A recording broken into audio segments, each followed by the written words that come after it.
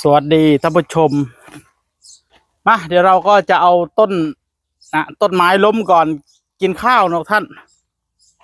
สักหนึ่งต้นก่อนต้นใดก่อนแบบนี้ต้นนี้เนาะต้นนี้ก่อนนะท่านต้นนี้รถไถดันไม่ล้มนะท่านต้นนี้ไม่ล้มต้นนั้นก็ไม่ล้มลองดันดูแล้วนิ่งเลยต้องจ้างรถไมคโครอย่างเดียวแล้วมีFCคอมเมนต์มาแต่มีFCคอมเมนต์มาแนะนำนะท่านบอกว่าให้เอาผานเนี่ยมาไถรอบ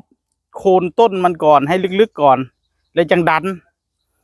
แต่ว่าไม่ทันแล้วล่ะนะเราพอแล้วนะท่าน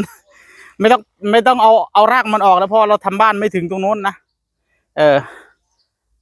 เราก็ทำเฉพาะตรงนี้ก็พอนะท่านทำแค่ตรงนี้ก็พอเท่านี้ก็พอ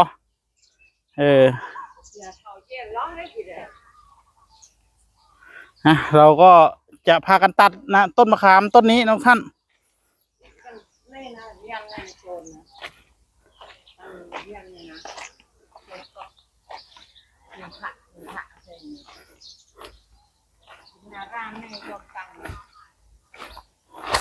ก็เอามาเที่ยวเล่นเหรอนะทั้งหมดเลยทีเดียวเลยหน้าตาเนาะยุ้ยนะซุกเอาได้อยู่ป่ะตาดึงบ่เอาเชือกมัดดึงรถไถเนาะคนบ่เอาเชือกเนาะเดี๋ยวไปเอาเชือกก่อนมาต้องดักมีเอิร์ดคำว่าเต้าอยู่ในสองคอันนี้ก็เตรียมนักท่าน4 5 ศก6 เสาอยากกระเต้านี่แหละ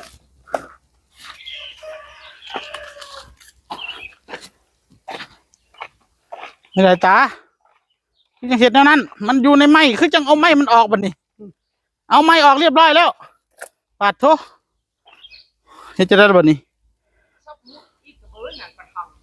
โธ่เจ้าเอาไม้ออกเลยเรียบร้อยเลยปาดข่อยอุตส่าห์ซุบเข้าไว้ในไม้ จะไปเอาไม้ออกเสยเลยบัดนี้โธ่ไหนมันเป็นอะไรบัดนี้เรียบร้อยเลยบัดนี้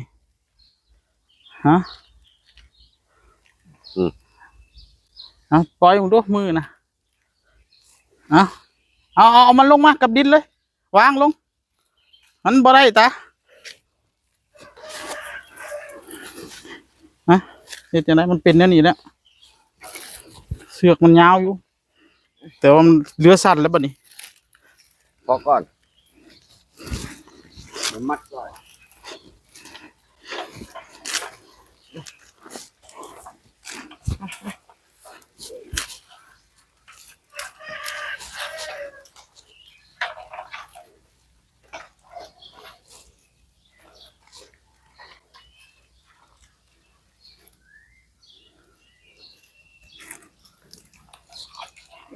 ง่ายก่อน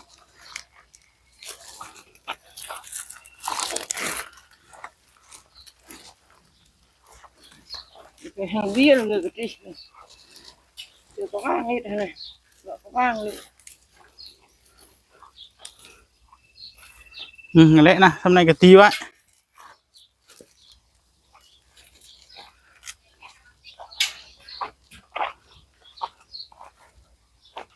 โอ้ตาขึ้นสูงแท้เอาสำนักกับพ่อนะมัดมองนั้นละมัดให้มันแกะได้เนี่ยได้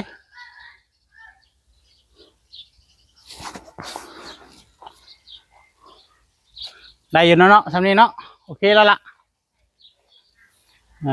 ได้ไปได้การตาเอ้ยพ่อได้การ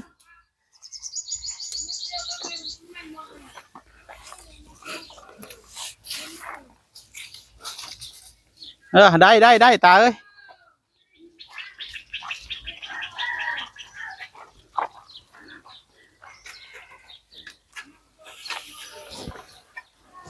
อืม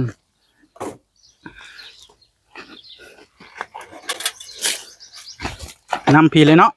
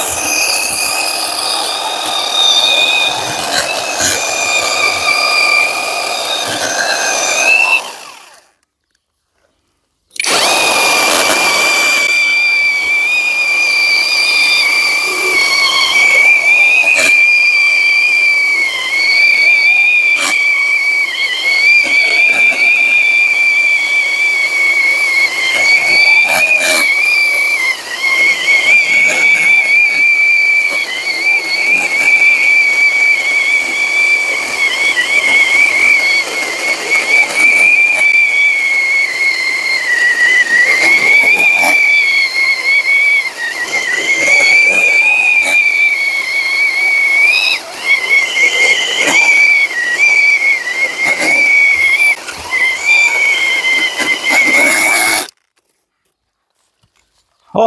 แนวนั้นบ่ตาเขาบอกไปดึงอยู่พุ่นมัดเอาจังสั้นเอาบ่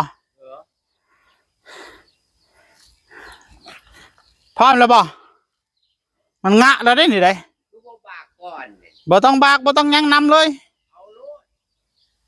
เฮาบ่ได้แม่นมืออาชีพมือสมัครเล่น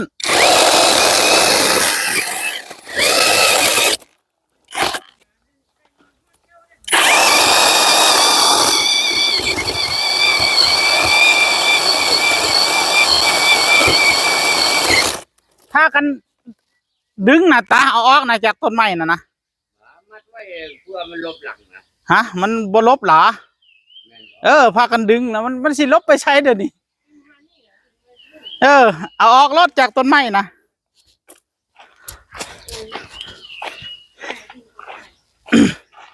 ตอนนี้เรากำลังอาจจะล้มต้นไม้ต้นใหญ่อยู่พี่น้องเอ้ยนี่ตัดได้ครึ่งนึงเลยได้ไหนได้เอาแสลงเนี่ยแล้วก็พากันจับ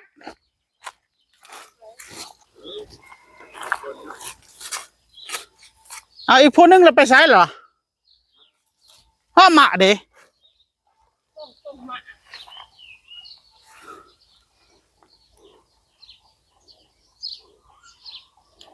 ฮะจะล้มหรือไม่มันลุ้นกันพร้อมแล้วป่ะ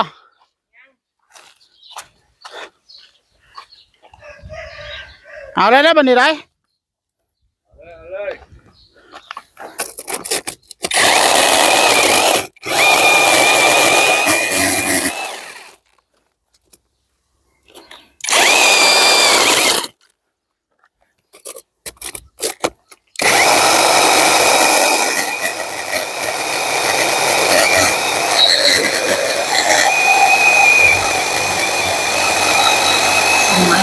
ใหญ่มาทางนู้นมันใหญ่เกินบาเลื่อนบาเลื่อนไม่ติดหรอกครับ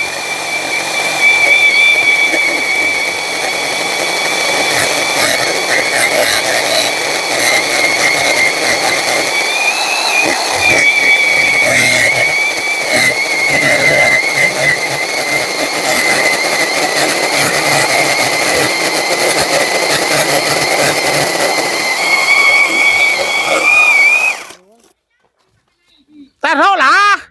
ป้าช่วยนะสละวอนะ บักยังให้พื้นเดียวที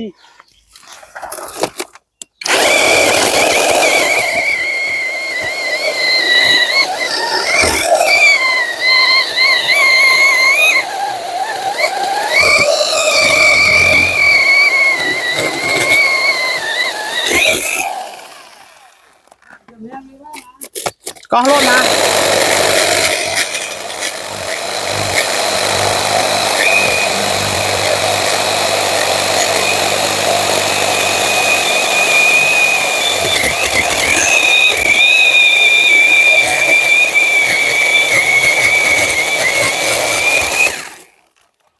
ตีไหม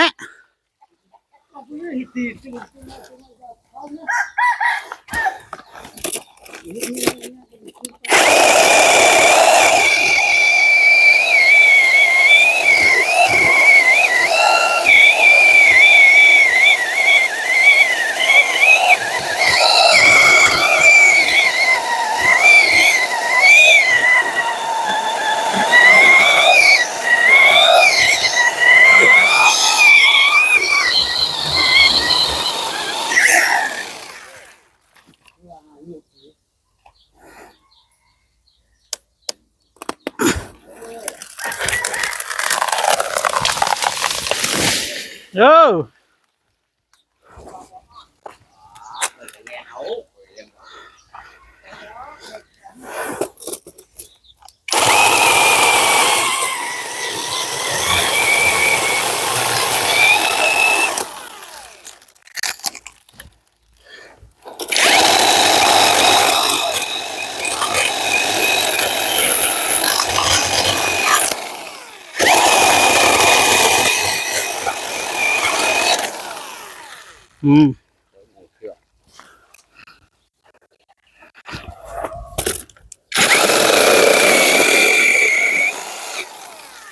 อืมโอเค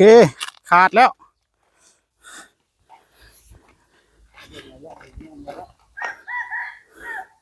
เอาจบกินข้าวบัดนี้พักกินข้าวเดี๋ยวจังมาเอากิ่งเอาหยังมันออกซอยกันโอ้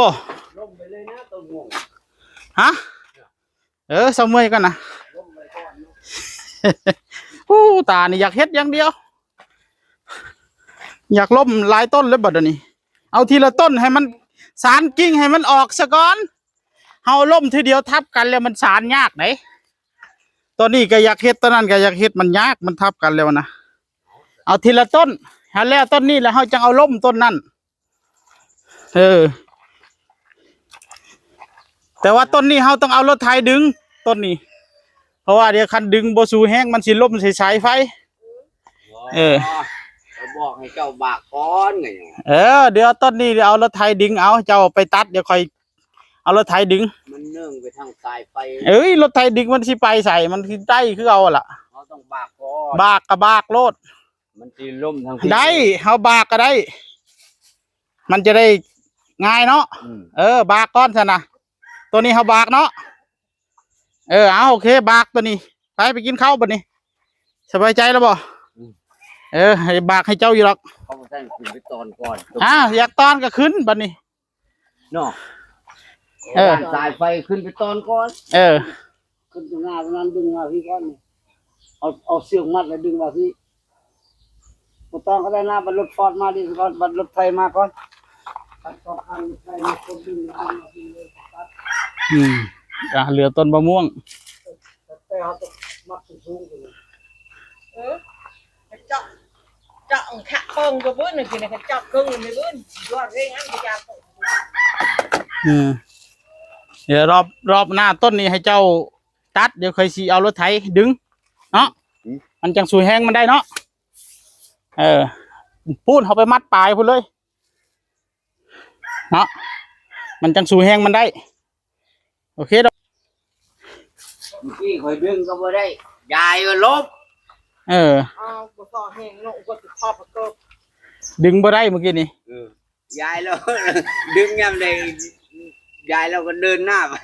ค่อยไปดึงยังไงกันเอาเรียบร้อย1ต้นนะไม่ทับสายไฟนะที่อันตรายคือสายไฟพี่น้องเอ้ยทับสายไฟมาเนี่ยโอ้ยงานเข่าเลย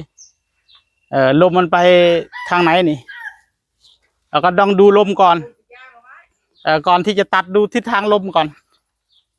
รถไถดึงได้อยู่หรอกคันค้นดึงนี่สู้แห้งมันบ่ได้หน้าตาเนาะไปกินข้าวพักเอาได้งานแล้วมันนี่ได้ต้นนึงแล้ว